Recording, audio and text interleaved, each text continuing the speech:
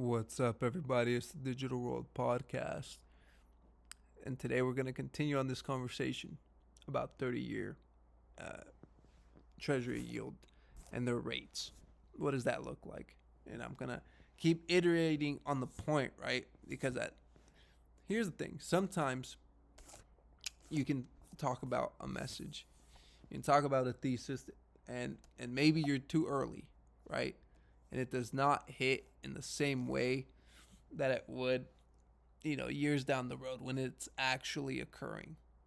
And so I believe this is one of those things where I'm years early to the party, and I'm talking about something that typically takes it's not noticed until maybe a decade or so into it. And I think we're in the early phases of it. I think we're in the year 5 of what could be a multi-decade trend that is developing.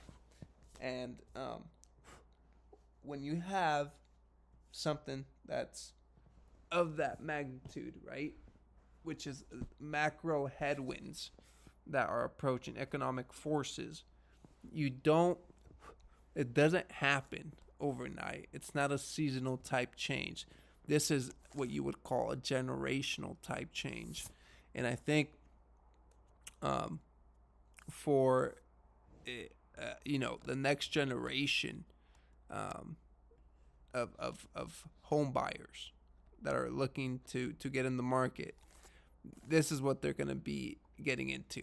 And I think for the boomer generation, in which had, at the onset of their young lives, had opportunity to buy homes at valuations as far as like in nominal terms, right? Which was um, inexpensive. And I think, well, now when you look at it, right, as far as like when you compare it today to versus what it was back in those days. And so now you're running into a situation, and this is kind of what I want to discuss. So these are the workers, right? It says these are the young people who are going to buy all the homes from passing boomers in the next 10 years, right? They increasingly have no jobs and have $100,000 of student loan debt. So we see here that recent college graduates, right? All workers, 4%. Recent college graduates, unemployment rates are at 5.8%. What you're going to start seeing is an increasing amount of people who get a college degree who are coming out with no jobs or hard to find jobs or jobs that they may not have gone into school for. But they have this increasing burden of debt that they have to service at whatever wages are being offered, right? And um, how do you expect this trend, or where do we expect this trend to keep going, right?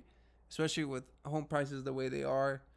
Um, what's the expectation, right? Like you can't, the bubble can't go on forever, right?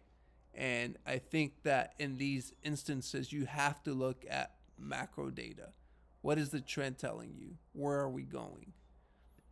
And my whole thesis right now is surrounded on the premise of, hey, we just ended a 40-year run of a bull market for bonds. I think we're headed into a bear market for bonds. And so what you'll see is the face value of the bond is diminishing while the yield on the bond is increasing. Now, when you have a 0.8 positive correlation between the 30-year treasury bond versus the 30-year mortgage rates, as far as like rates are concerned, you see that there's a very strong positive correlation. And so what we see is when this peaked in 1981 at approximately 15%. What were home prices back then? Now again, I know there's a lot of nuances to this conversation, so it's not as easy as saying, "Oh, look at this chart. that determines home prices. No, there is correlation does not mean causation. However, you have to look at what are the potentials of what can come from it. If this starts trending higher and we are in a new trend, right? That's going to last for the next, let's say, 40 years, multi-decade trend. If this keeps going up, which I've shown you guys, right? We've had plenty of time for this to show whether it was going to continue or if it was going to turn around. And what we've seen here is that we've placed the bottom here in 2020. And this, right, takes time to play out. If this continues, let's say 5 years from now, you see this keep climbing. What is that going to do to the prices of homes, right? What you could very well see is that those home prices could be coming down. Doesn't mean it doesn't mean your monthly payment is cheaper, because what you'll see is now you have a cheaper home value, but rates are higher. Therefore, you're paying more in interest to have the house and less on the actual principal. Yes, the house price itself can come down, right? So let's say it's a $300,000 house, right? With, let's say right now, interest rates are about 6.85%, right? This can keep climbing higher to, let's say it goes to 7.25, right? And then you knock down 10,000, 15,000 off the value of that $300,000 house. So as you're dropping the value of the house, the price value, this can increase, right? So as this goes up, value or the price of the home comes down, and it can balance itself out. Now, I don't know.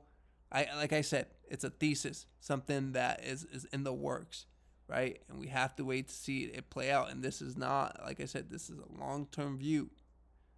And so my outlook on this is multi-decade horizon. Things like these economic forces of this nature and magnitude play out over periods of time. They're not seasonal things that happen from one year to another, okay?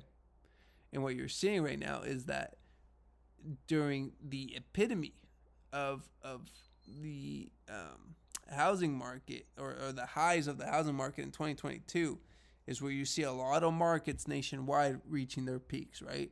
If you look at West Palm Beach in Florida, we see home prices coming down 23%, 25%, some even 50%, right? It just depends on the house. But on average, you're seeing like a 23% decline on the values of the home. And so they have come down drastically from that peak in 2022. Each market is different, though. Each housing market is not created equal.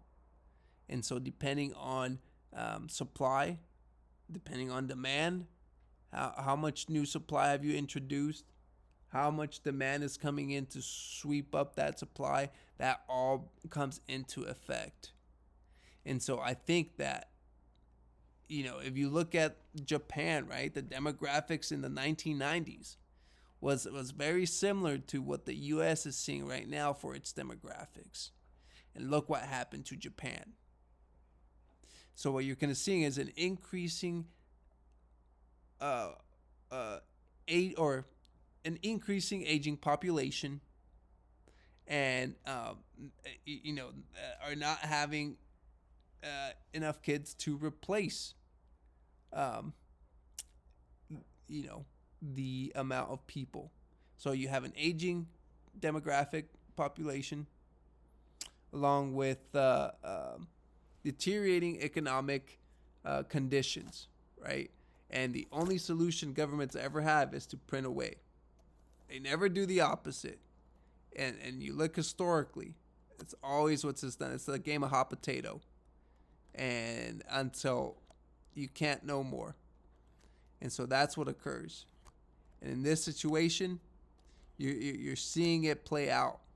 You're seeing it play out. And so in 5, 10, 15 years time, I think inevitably you're going to see the 30-year treasury bond go higher. Like Jamie Dimon says, I expect there to be a panic in the bond market. And I do believe that you're going to see a rise coming out of this.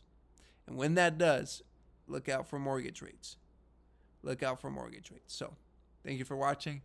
Like and subscribe to the channel. Let me know your comments, your thoughts on this. Like and subscribe. Thank you for watching. See you on the next one.